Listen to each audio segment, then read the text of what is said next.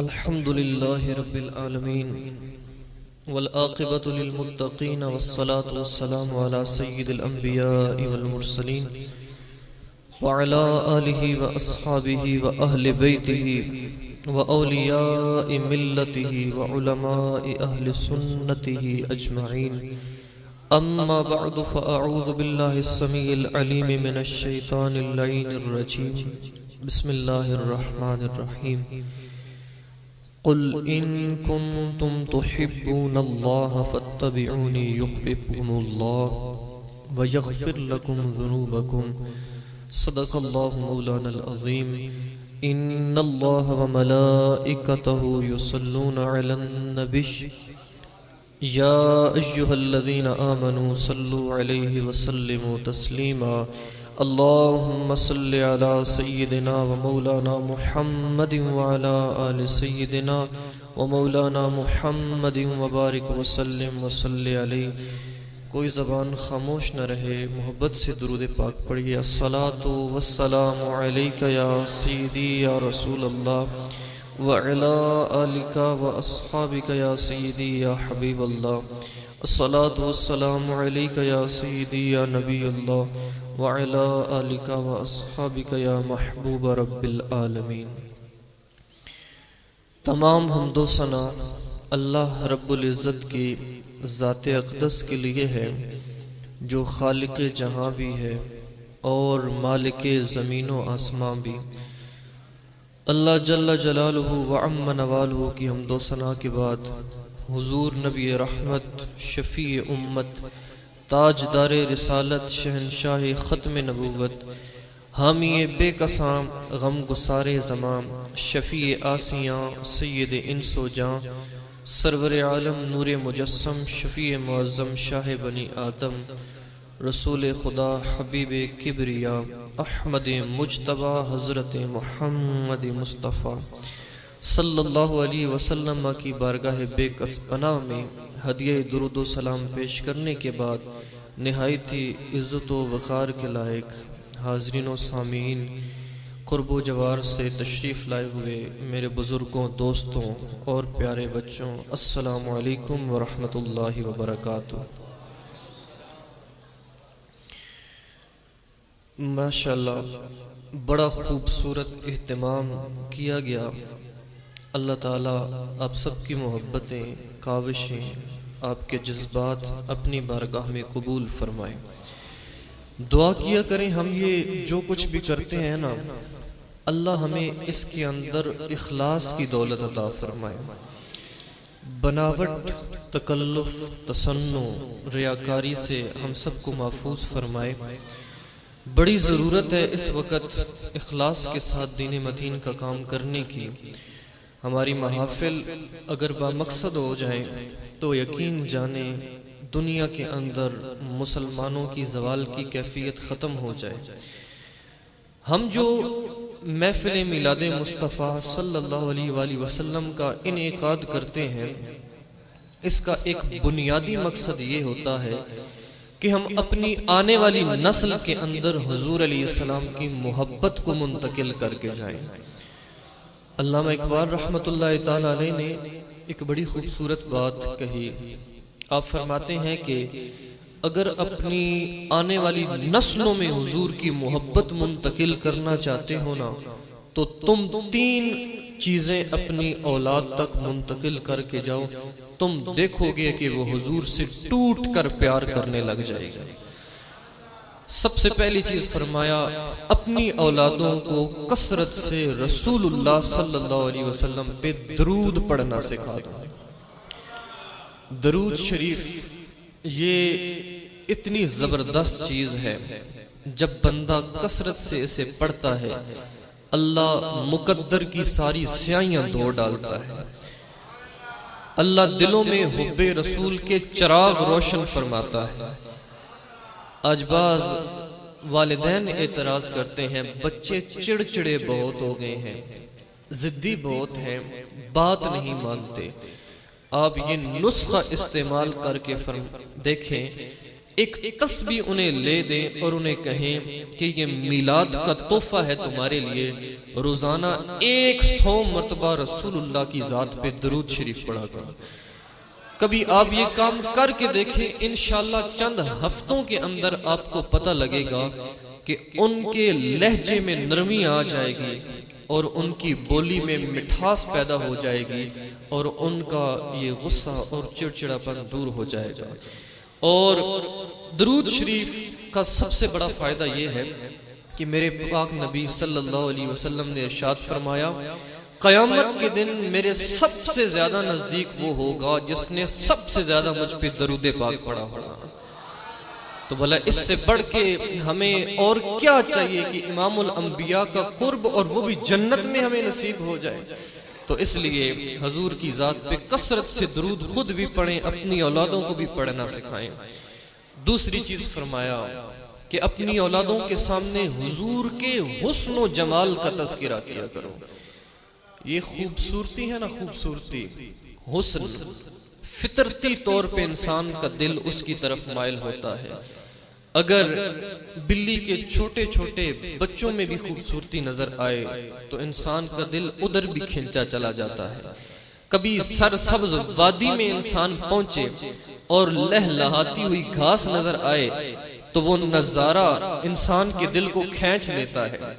کبھی گرتی ہوئی آبشاروں کا پانی ہو یا رنگ برنگے پرندوں کی قطار ہو یا پھولوں کا حسن ہو، انسان کو جہاں خوبصورتی نظر آتی ہے انسان کا دل ادھر مائل ہو جاتا ہے۔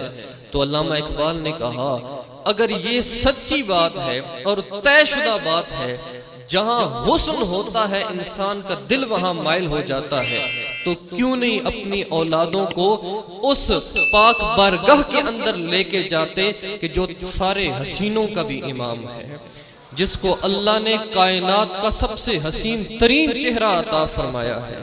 اور اس کی حسن کی کیا بات ہے، حضرت عبداللہ ابن سلام یہودیوں کے بہت بڑے عالم، ناز بڑا ہے یہودیوں کو، اور کہا یہ ہے عالم ہمارا اور یہ اس نبی کا مقابلہ کرے گا جس نے نبوت کا دعویٰ کیا۔ تو یہ بڑا پڑھا لکھا ہے، جائے گا چند سوال کرے گا، جواب نہیں آئیں گے تو ہم کہیں گے یہ تمہارا کیسا نبی ہے جس کو ہمارے عالم کے سوالوں کے جواب بھی نہیں آتے۔ حضرت عبداللہ بن سلام نے ذہن میں سوال ترتیب دیے کہ یہ سوال جا کے میں کروں گا، اس کا یہ جواب ہوا تو میں اس پہ یہ دوسرا سوال کروں گا۔ تو ایک پورا خاکہ ذہن میں بٹھا کے وہ چلے گئے۔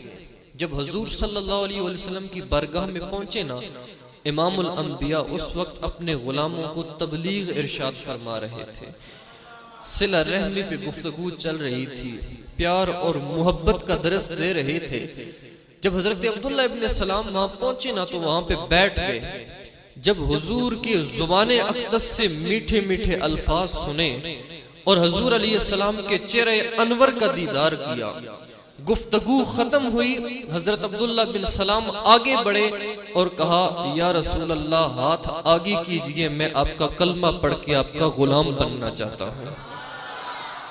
یہودی جو وہاں پہ بیٹھے تھے اور اس انتظار میں تھے کہ ہمارا عالم سوال کرے گا، ہم جیت جائیں گے تو ہم اس وقت نعرے لگائیں گے، جب انہوں نے دیکھا کہ عبداللہ بن سلام نے نہ کوئی سوال کیا ہے نہ حضور علیہ السلام نے کوئی جواب دیا ہے، یہ گیا اور سیدھا حضور علیہ السلام کا غلام بن گیا، تو جب واپس آئے نا تو یہودیوں نے کہا تو نے یہودیت کی ناک خاک آلود کر دی، علمی آدمی تھا، تم نے کوئی سوال کیا ہوتا، حضور نے کوئی جواب دیا ہوتا تو سمجھ آتی کہ علمی پیاس بجھ گئی تھی اور تو کلمہ پڑھ لیتا، لیکن نہ تو نے کوئی سوال کیا نہ حضور علیہ السلام نے کوئی جواب دیا اور تو نے یوں ہی کلمہ پڑھ لیا، بات کی سمجھ نہیں آئی۔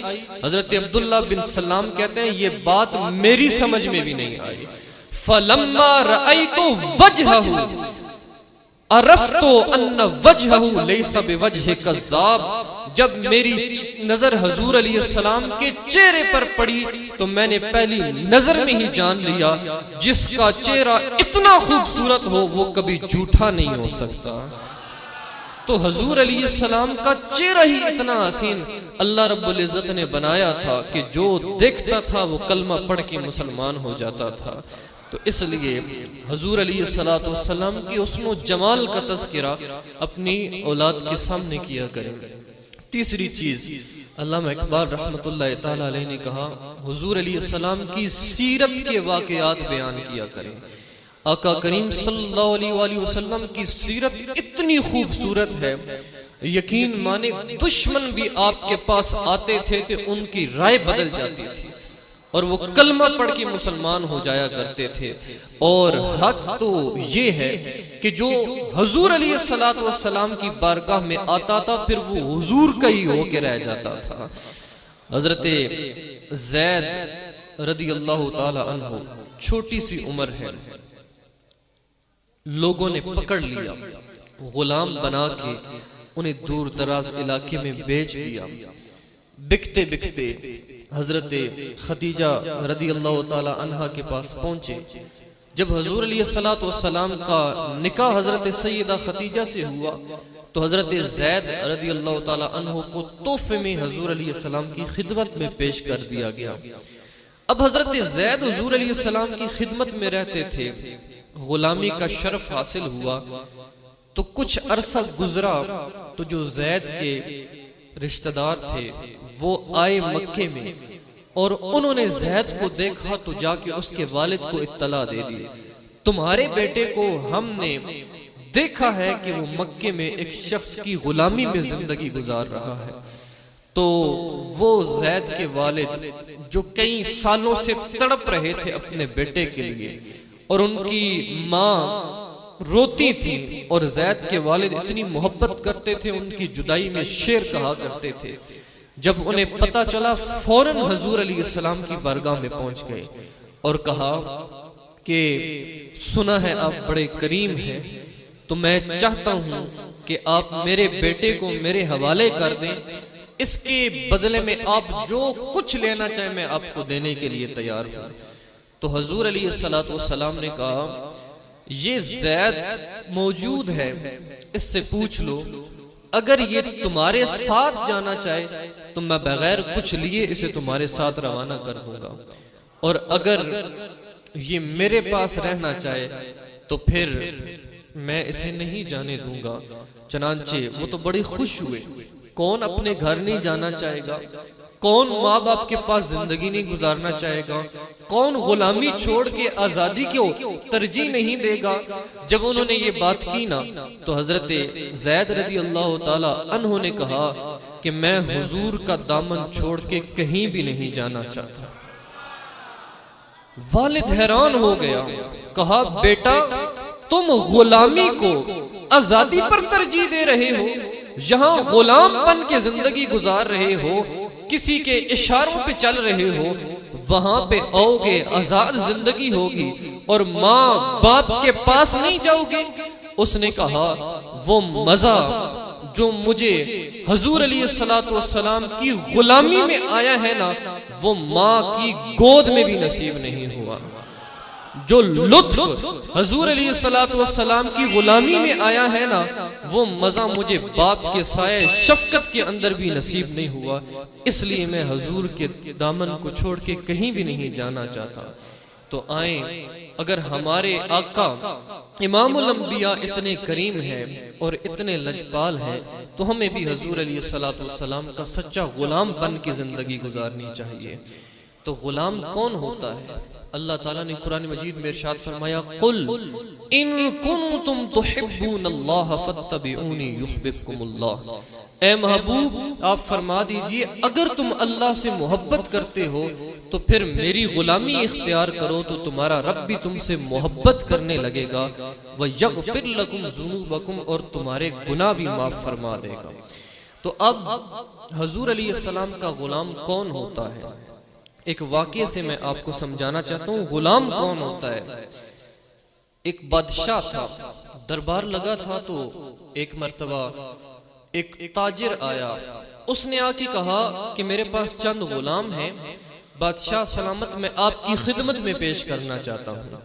اگر اس میں سے کوئی آپ کو پسند آئے تو رکھ لیں، وہ آپ کے دربار میں آپ کی خدمت کیا کرے گا۔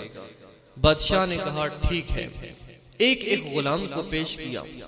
بادشاہ سوال کرتا، غلام سوال کا جواب دیتا، لیکن کوئی بھی تسلی بخش جواب نہ دے سکا۔ سارے غلام ختم ہو گئے تو بادشاہ نے کہا کوئی اور بھی غلام ہے تو اسی بھی میرے پاس پیش کرو، یہ غلام تو اس قابل نہیں کہ میرے شاہی دربار کے اندر رہ سکے۔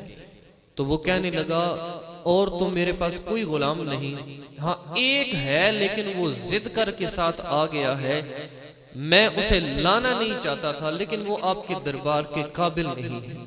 بادشاہ نے کہا تم کون ہوتے ہو یہ طے کرنے والے کون میرے دربار کے قابل ہے اور کون میرے دربار کے قابل نہیں؟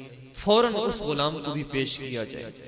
جب اس غلام کو پیش کیا نا تو پہلا سوال بادشاہ نے کیا۔ پہلا سوال کیا تھا کہ بتاؤ تمہارا نام کیا ہے؟ تو وہ کہنے لگا حضور غلاموں کا کوئی نام نہیں ہوتا، آقا جس نام سے انہیں بلا دے وہی غلام کا نام بن جاتا ہے۔ کہا آپ کسی اور کو بھی بلا رہے ہوں گے تو میں سمجھوں گا مجھے ہی بلا رہے ہیں، میں دوڑا دوڑا آپ کی خدمت میں حاضر ہو جاؤں گا۔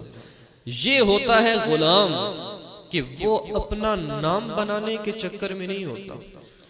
غلام کبھی بھی اپنے آپ کو اونچا کرنے اور لوگوں کو دکھانے کے چکر میں نہیں ہوتا، وہ غلامی کرتا ہے۔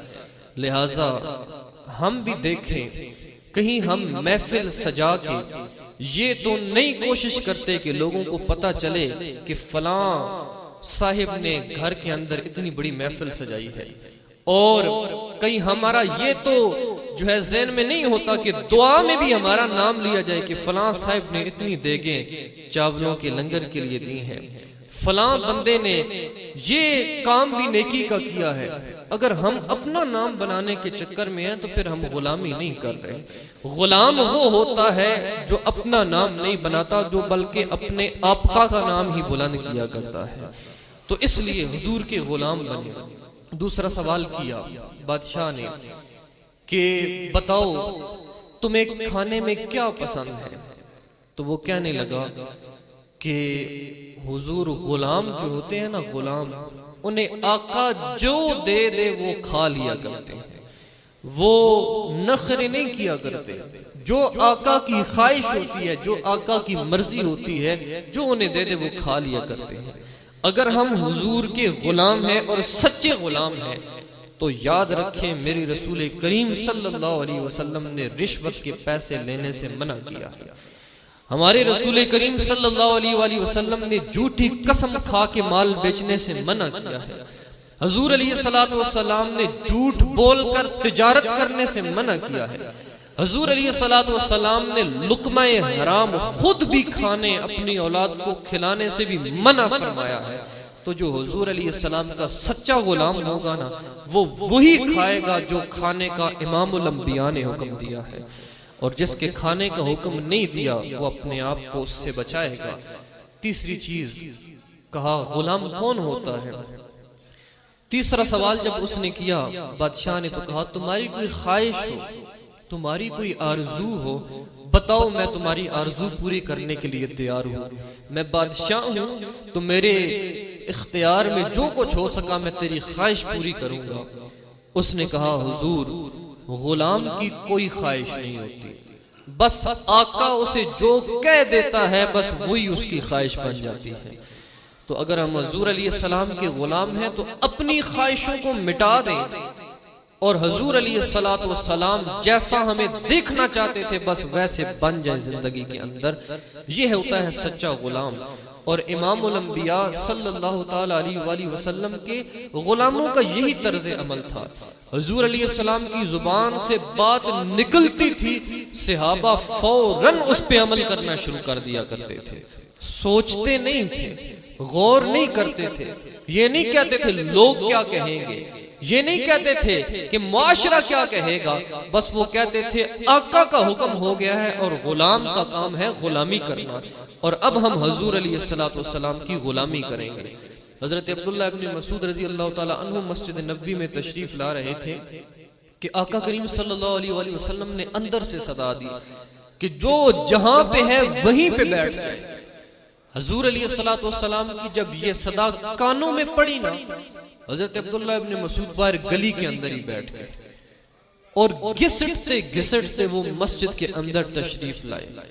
تو لوگوں نے کہا عبداللہ بن مسعود، حضور علیہ السلام نے تو مسجد میں جو کھڑے لوگ تھے ان کو کہا تھا جو جہاں ہے وہیں پہ بیٹھ جائے، تم تو باہر تھے، تمہیں تو بیٹھنے کی ضرورت نہیں تھی۔ کہا مجھے کیا پتا کہ کس لمحے میری موت آ جاتی، ابھی میں بیٹھا نہ ہوتا اور میں اس دنیا سے چلا جاتا، اللہ کی بارگاہ میں پیش ہوتا اور رب مجھ سے یہ سوال کرتا کہ میرے حبیب کی آواز تیرے کانوں میں پڑ بھی گئی تھی کہ جو جہاں پہ ہے وہیں پہ بیٹھ جائے، پھر بھی تو نہیں بیٹھا تھا، تو میں اللہ کی بارگاہ میں کیا جواب دوں گا۔ یہ تھے حضور علیہ السلام کے غلام کہ آقا کریم صلی اللہ علیہ وآلہ وسلم زبان سے کوئی بات فرماتے تھے تو فوراً اس کے اوپر عمل شروع ہو جاتا تھا۔ اور ایک طرف ہم ہیں، امام الانبیاء نے نا جب یہودی سرداروں کو دیکھا کہ چہرے کے اوپر داڑھی بالکل نہیں ہے، بڑی بڑی مونچھیں رکھی ہوئی ہیں، تو حضور علیہ السلام نے اپنے غلاموں کو ارشاد فرمایا کہ تم اپنی داڑیاں بڑھاؤ اور اپنی مونچھوں کو کم کرو۔ چنانچہ یہ امام الانبیاء کا حکم ہے۔ تو پھر حضور علیہ السلام کا غلام تو وہ ہوتا ہے نا جو آنکھیں بند کر کے امام الانبیاء کی بات مانتا ہے۔ تو اس لیے اگر ہم حضور علیہ السلام کے سچے غلام ہیں نا تو ہمیں حضور علیہ السلام کی اس پیاری پیاری سنت کو بھی اپنے چہرے پہ سجانا چاہیے، اور یہ بڑی خوبصورت چیز ہے۔ اور اب دیکھیں نا کوئی ایک صحابی کم و بیش 1,24,000 یا 1,44,000 کے قریب حضور علیہ السلام کے صحابہ گزرے ہیں، ان میں سے کوئی ایک بھی ایسا نہیں تھا کہ جس کے چہرے پر رسول اللہ صلی اللہ علیہ وسلم کی سنت موجود نہ ہو، سب نے رکھی ہے۔ تو لہٰذا ہم اگر غلام کہتے ہیں نا اپنے آپ کو حضور علیہ السلام کا غلام، تو پھر امام الانبیاء کی اس سنت کے اوپر بھی عمل کرنا چاہیے، غلامی اختیار کرنی چاہیے۔ غلام کی اپنی مرضی ختم ہو جاتی ہے، جب وہ غلام بن جاتا ہے نا، کسی کو اپنا آقا تسلیم کرتا ہے تو پھر وہ اپنے آقا کی جو ہے مرضی ہے اس کے مطابق چلتا ہے۔ اس لیے ہمیں بھی چلنا چاہیے۔ حضور علیہ السلام کے سچے غلام بن کے دیکھیں تو پھر آپ کو لطف آئے گا، مزہ آئے گا۔ اس غلامی کے اندر انسان کو جو مزہ آتا ہے نا وہ کسی اور چیز کے اندر نصیب نہیں ہوتا، اور انسان کو کیا رتبے ملتے ہیں، کیا عزتیں ملتی ہیں، انسان سوچ بھی نہیں سکتا۔ حضرت بلال حبشی رضی اللہ تعالیٰ عنہ، کون نام نہیں جانتا آپ کا۔ اقبال نے ایک بڑی خوبصورت بات کی تھی، لیکن اس بات کو سمجھنے کے لیے ہمیں تھوڑا تفکر کرنا پڑے گا۔ اقبال نے کہا تھا، اقبال یہ کس کے عشق کا فیض عام ہے، رومی فنا ہوا حبشی کو دوام ہے۔ اقبال کہتا ہے روم کا جو قیصر تھا آج دنیا میں کوئی اس کا نام نہیں جانتا۔ اگر میں آج آپ سے پوچھوں کہ حضور علیہ السلام کے دور کے قیصر کا نام کسی کو معلوم ہے تو شاید آپ میں سے کسی کو بھی معلوم نہ ہو، اور وہ ایسا شخص تھا جو اس وقت کی سپر پاور تھا اور بہت بڑی بادشاہی اور سلطنت تھی اس کے پاس، لیکن آج اس کا کوئی نام بھی نہیں جانتا۔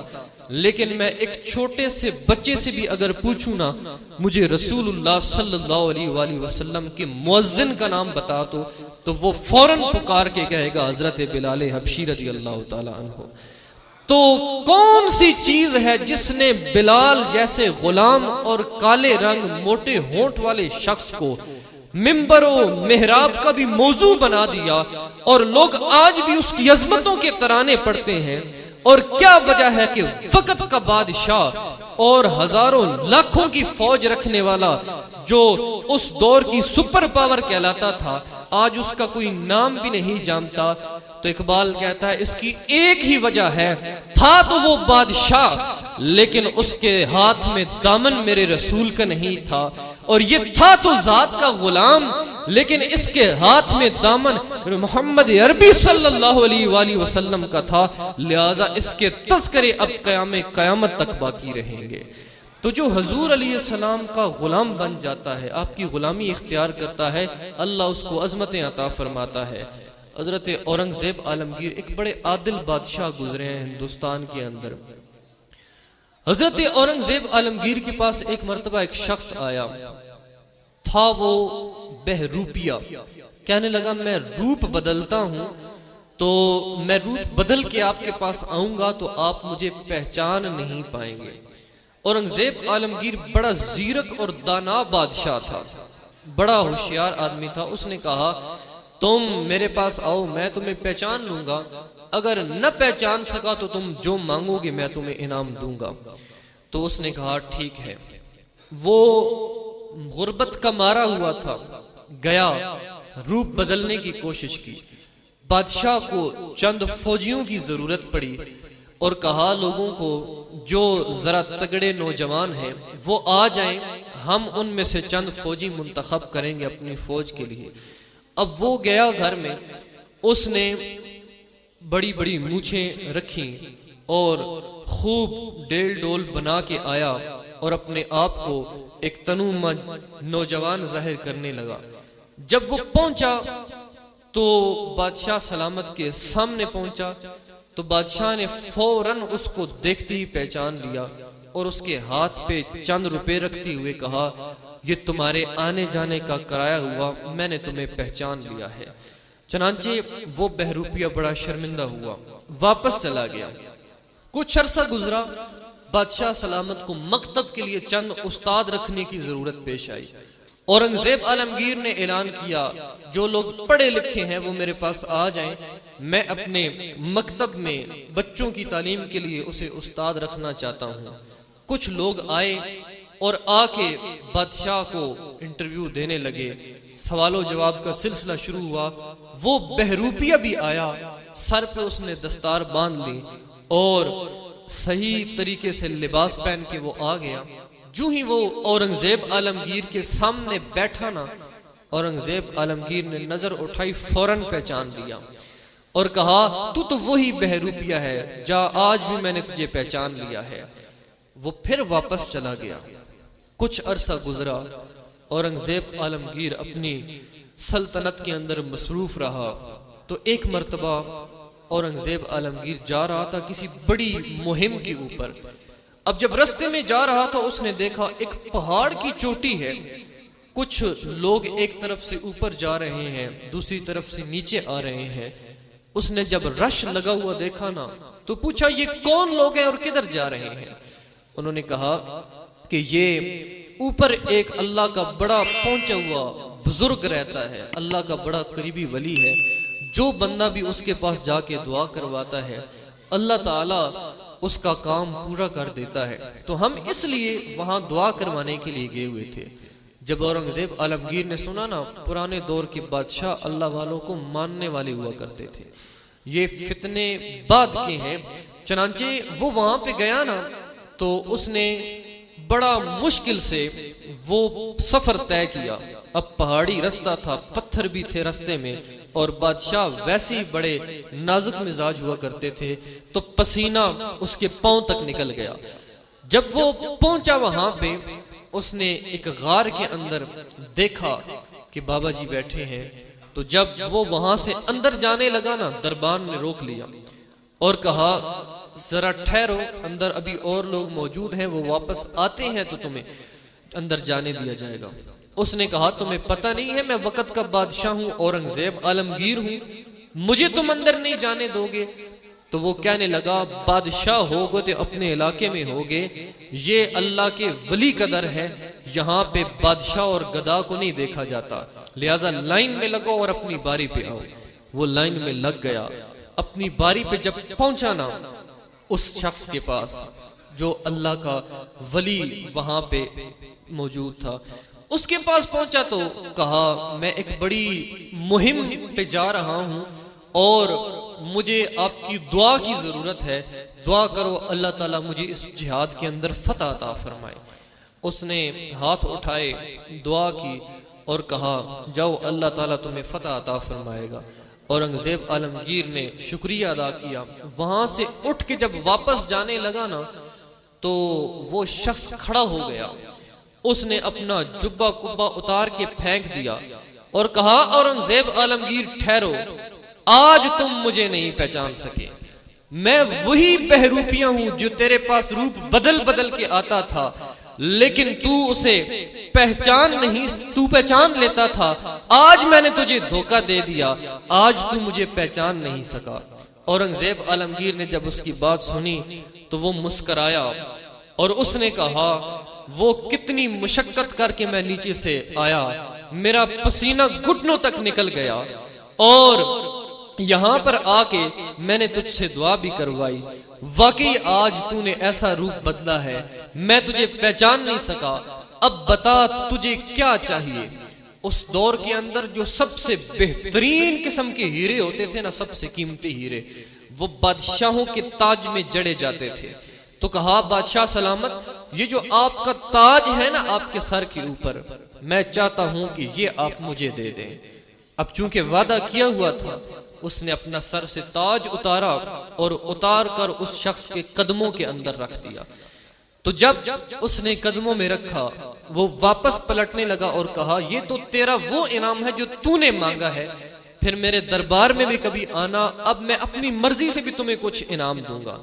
جب وہ یہ کہہ کے واپس پلٹا نا اور ابھی غار کے دہانے پہ موجود تھا، تو وہ شخص دوبارہ پیچھے سے بلانے لگا اور کہا اورنگزیب عالمگیر ذرا ٹھہرو۔ اورنگزیب عالمگیر ٹھہرا اور اس نے پلٹ کے پیچھے دیکھا اور دیکھ کر کے جب اس نے بہروپیے کی طرف نگاہ کی تو اس نے کہا یہ اپنا تاج اٹھاؤ اور اٹھا کر اپنے ساتھ لے جاؤ۔ اس نے کہا کیا بات ہے، اتنی تم نے محنت کی اور تم نے اتنے روپ بدلے، آج اتنے روپ بدلنے کے بعد میں تجھے نہیں پہچان پایا تو تم انعام لینے سے انکار کر رہے ہو، یہ کیا بات ہوئی؟ اس نے کہا اصل میں مجھے پہلے بات کی سمجھ نہیں تھی، اب مجھے بات کی سمجھ آئی ہے۔ اس نے کہا ہمیں بھی تو کچھ سمجھاؤ کہ تمہیں کیا سمجھ آئی ہے۔ اس نے کہا میں نے جھوٹ موٹ کا حضور علیہ السلام کے غلاموں والا انداز اختیار کیا ہے، مجھے رب نے اتنی عزت عطا فرمائی ہے کہ وقت کے بادشاہ کے تاج میرے قدموں میں پڑے ہوئے ہیں، اگر میں سچ میں رسول اللہ کا غلام بن جاؤں تو میرا رب مجھے کتنی عظمتیں عطا فرمائے گا۔ تو جو حضور علیہ السلام کا غلام بن جاتا ہے، پھر اللہ تعالیٰ اسے عظمتیں عطا فرماتا ہے، اللہ اسے رفعتیں عطا فرماتا ہے۔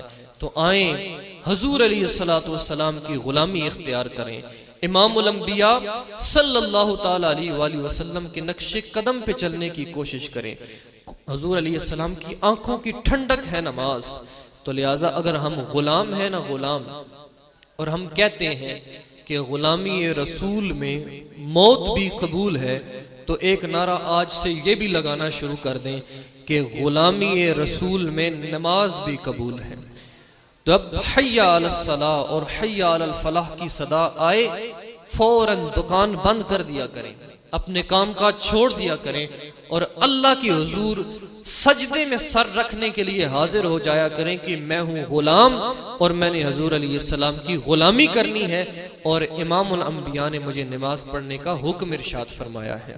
تو اس لیے جو حضور علیہ السلام کے غلام ہیں، آج سے کبھی بھی اپنے والدین کے سامنے اونچی آواز سے بات نہیں کرنا، اپنے والدین کو کبھی دکھ نہیں پہنچانا، اپنے والدین کے ساتھ کبھی بدتمیزی سے نہیں پیش آنا، اس لیے کہ حضور علیہ السلام نے ارشاد فرمایا ہے اگر تمہارا باپ تم سے راضی ہو جائے تو عرش کا رب بھی تم سے راضی ہو جائے گا، اور اگر تمہارا باپ تم سے ناراض ہو جائے تو عرش کا رب بھی تم سے ناراض ہو جائے گا۔ یاد رکھیں جس کا والد اس سے ناراض ہے اور جو والد کے ساتھ بدتمیزی سے پیش آتا ہے، وہ جتنی مرضی نمازیں پڑھتا رہے، وہ جتنے مرضی سجدے کرتا رہے، وہ جتنے مرضی میلاد مناتا رہے، وہ جتنے مرضی قرآن کی تلاوتیں کرتا رہے، اللہ کبھی اس سے راضی نہیں ہوگا۔ یہ میں نہیں کہہ رہا، یہ اللہ کے رسول نے خود ارشاد فرمایا ہے۔ اگر رب کو راضی کرنا چاہتے ہو تو اپنے والد کو راضی رکھو، اپنے والد کو خوش کرو، اس کے ساتھ کسی قسم کی بدتمیزی سے پیش نہیں آنا چاہیے۔ اور یاد رکھیں والدین اللہ تعالیٰ کی بہت بڑی رحمت ہے. انسان کو سمجھ نہیں آتی، جب یہ سایہ سر سے اٹھتا ہے اس وقت انسان کو پتا چلتا ہے کہ میں کتنے بڑے سائے سے محروم ہو چکا ہوں. وہ ٹھنڈا سایہ، وہ گھنی چھاؤں جس کے نیچے میں رہتا تھا، زمانے کی سختیاں جو اپنے سینے پہ برداشت کرتا تھا، لیکن کوئی دکھ میرے اوپر نہیں آنے دیتا تھا. جب اس باپ کا سایہ، اس ماں کا سایہ سر سے اٹھتا ہے اس وقت انسان کو سمجھ آتی ہے. آج انسان پریشان ہوتا ہے، میں باہر سے گھر آتا ہوں تو والد کیوں پوچھتا ہے کہ بیٹا کدھر سے آ رہے ہو، اور بتانا نہیں چاہتا. لیکن ایک وقت ایسا بھی آئے گا جب تو دروازے پہ دستک دیکھا تو دروازہ کھولنے کے لیے تیری ماں موجود نہیں ہوگی. ایک وقت ایسا بھی آئے گا جب تو گھر پہنچے گا اس وقت تو کہے گا کاش آج بھی کوئی پوچھنے والا ہوتا بیٹا کدھر سے آ رہے ہو، لیکن پھر یہ صدا نہیں آئے گی. اس لیے اپنے والدین کے ساتھ حسن سلوک کا رویہ اپنائیں. یہ بڑی قربانیاں دیتے ہیں، ہمیں پتہ نہیں ہوتا. کبھی کبھی یوں بھی ہوتا ہے، عید کا موقع ہوتا ہے نا، باپ جاتا ہے بازار، بچوں کو بھی نئے کپڑے لے کے دیتا ہے، بیوی کو بھی نئے کپڑے لے کے دیتا ہے. وہ کہتے بھی ہیں ابا جی ہم سب نے لے لیے، آپ بھی نئے کپڑے لے لینا. تو باپ کہتا ہے نہیں، میں نے ابھی یہ پیچھے ایک نیا سوٹ لیا تھا، میرا اس عید پہ چل جائے گا. اب وہ باپ مہنگے سے مہنگا سوٹ اپنے بچوں کو لے کے دے دیتا ہے، اس کے پاس پیسے نہیں بچتے کہ وہ اپنے لیے سوٹ لے لے. تو اتنی قربانیاں تمہارا باپ تمہارے لیے دیتا ہے. کس کس موقع پہ کبھی کبھی گھر میں روٹی نہیں ہوتی، کھانا کم پڑ جاتا ہے، ماں کہتی ہے بیٹا میں نے کھا لیا تم کھا لو. جب بیٹا پیٹ بھر کے کھا لیتا ہے اور اگر روکھی سوکھی کوئی بچ جائے تو ماں وہ دو نوالے کھا لیتی ہے، نہ بچے تو ماں بھوکھی رہ کے گزارا کر لیتی ہے. لیکن یہ کبھی نہیں کہتی کہ بیٹا میں بھی بھوکھی ہوں میرے لیے بھی روٹی بچا دینا. تو یہ ماں کی قربانیاں ہیں، یہ باپ کی قربانیاں ہیں. اور زندگی میں ایسے ایسے کام ہمارے لیے والدین کرتے ہیں ہمیں اس کا احساس تک نہیں ہوتا. تو اس لیے ہمارا حق بنتا ہے، ہمارا فرض بنتا ہے کہ ہم اپنے والدین کے ساتھ حسن سلوک کے ساتھ پیش آئیں. تو اس لیے ہمیں چاہیے کہ ہم حضور علیہ السلام کی میلاد کی محفل سے یہ پیغامات بھی لے کے جائیں. اب وہ وقت گزر گیا ہے کہ لوگ میلاد پہ دلیلیں مانگیں اور میلاد پہ دلیلیں دی جائیں. اب بس کہا کریں ہم بغیر کسی دلیل کے حضور علیہ السلام کا ذکر کریں گے. ہمارے امام نے ہمیں بڑا خوبصورت عقیدہ دیا کہ ان کو بتا دیں کہ حشر تک ڈالیں گے پیدائش مولا کی دھوم. یہ ہمارا پروگرام کوئی چند دنوں کا نہیں ہے، چند مہینوں کا نہیں ہے، تھوڑے عرصے کے لیے نہیں ہے. حشر تک، قیامت تک، حشر تک ڈالیں گے پیدائش مولا کی دھوم اور مثل فارس نجد کے قلعے گراتے جائیں گے. خاک ہو جائیں عدو جل کر مگر ہم تو اے رضا دم میں جب تک دم ہے ذکر ان کا سناتے جائیں گے. تو امام الانبیاء کے تذکرے کم نہیں ہوں گے. تو لہٰذا حضور علیہ السلام کا ذکر ہر آن بڑھتا ہی جا رہا ہے اور اس کی عظمتیں ہمیشہ پہلے سے زیادہ ہوتی جا رہی ہیں. اور کیوں نہ ہو کہ رب تعالیٰ کا یہ وعدہ ہے وَرَفَعْنَا لَكَ ذِكْرَكَ، اے محبوب ہم نے آپ کا ذکر آپ کی خاطر بلند کر دیا. تو جس کو رب بلند کر دے اس کو کوئی بندہ کم نہیں کر سکتا. اب دیکھیں نا دنیا میں جتنی بھی ہماری اچھی قدریں ہیں وہ زوال کا شکار ہوتی جا رہی ہیں. پرانا دور تھا نا، ایک گاؤں کی بیٹی ہوتی تھی نا تو پورا گاؤں اس کو اپنی بیٹی سمجھتا تھا. لیکن آج وہ دور نہیں رہا. آج جس کی بیٹی ہے بس اسی کی بیٹی ہے. پہلا دور تھا بڑوں کا بڑا ادب ہوتا تھا، احترام ہوتا تھا. گلی سے بزرگ آتے ہوئے جب بچے دیکھتے تھے تو خاموش ہو جایا کرتے تھے اور ادب سے کھڑے ہو جاتے تھے. تو آج وہ ادب نہیں رہا، یہ زوال پذیر ہوتی جا رہی ہیں قدریں. پرانا دور تھا مسجد میں صبح جاتے تھے تو مسجد بچوں سے بھری ہوئی ہوتی تھی، قرآن کی تلاوت ہو رہی ہوتی تھی. شام کے وقت زور سے عصر تک ہم آتے تھے تو مسجد کے اندر بلند آواز سے بچوں کی قرآن پڑھنے کی آوازیں آ رہی ہوتی تھی. لیکن آج قرآن پڑھنے کی آوازیں مسجدوں سے نہیں آتی، بہت تھوڑے وقت کے لیے کچھ بچے آئیں تو آتے ہیں، ورنہ ہماری مسجدیں آج وہ رونقیں اور وہ ہمارے مسجدوں کے اندر ماحول نہیں رہا۔ یہ جتنی بھی اچھائی کی قدریں تھیں یہ زوال پذیر ہوتی جا رہی ہیں، لیکن ایک ذکر رسول ایسی چیز ہے جوں جوں وقت گزرتا جا رہا ہے یہ بڑھتا ہی چلا جا رہا ہے۔ ذکر رسول ایک ایسی چیز ہے جب وقت گزرتا ہے اللہ اس کو رفعتیں عطا کرتا ہے۔ آج سے چند سال پہلے یہ لائٹنگ اس طرح کی نہیں ہوتی تھی جس طرح آج ہو رہی ہے، آج سے چند سال پہلے اتنی محفلیں نہیں ہوتی تھی جتنی آج ہو رہی ہیں، آج سے چند سال پہلے اتنی محبتوں کے ساتھ یہ سارے کام نہیں ہوا کرتے تھے، اتنے جوش و جذبے کے ساتھ جس طرح یہ آج ہو رہے ہیں۔ یہ کیوں ہو رہے ہیں؟ باقی ساری قدریں زوال پذیر ہو رہی ہیں، اور یہ جو ذکر رسول کی قدر ہے یہ اونچی سے اونچی جا رہی ہے۔ وجہ کیا ہے؟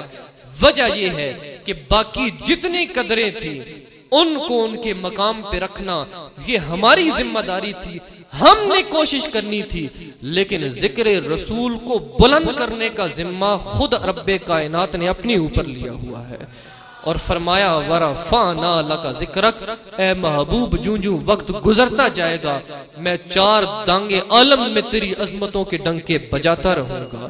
لہٰذا یہ لوگ جتنی مرضی کوشش کر لیں آقا کریم صلی اللہ علیہ وآلہ وسلم کے تذکرے کم نہیں ہوں گے، اور حضور علیہ السلام کی عظمتیں کبھی بھی ختم نہیں ہوں گی۔ اس لیے ہمیں چاہیے کہ محبت کے ساتھ ان محافل کے اندر آیا کریں، جو کچھ ہم سنتے ہیں، جو کچھ ہم سمجھتے ہیں اس کے اوپر بھرپور عمل کرنے کی کوشش کیا کریں۔ اللہ تعالیٰ ہم سب کا آنا، ہم سب کا ذکر رسول سننا، دینی تعلیمات کا سننا سنانا اپنی بارگاہ میں قبول فرمائے۔ اگر دوران خطاب کسی قسم کی کوئی غلطی ہو گئی ہو تو اللہ اپنے کرم سے معاف فرمائے۔ جو ٹوٹی پھوٹی گزارشات تھیں اللہ تاثیر کا نور دے کر انہیں آپ کے سینوں میں اتار دے، اور ہم سب کو حضور علیہ السلام کا سچا غلام بن کر زندگی گزارنے کی توفیق عطا فرمائے۔ وآخر دعوانا ان الحمد للہ رب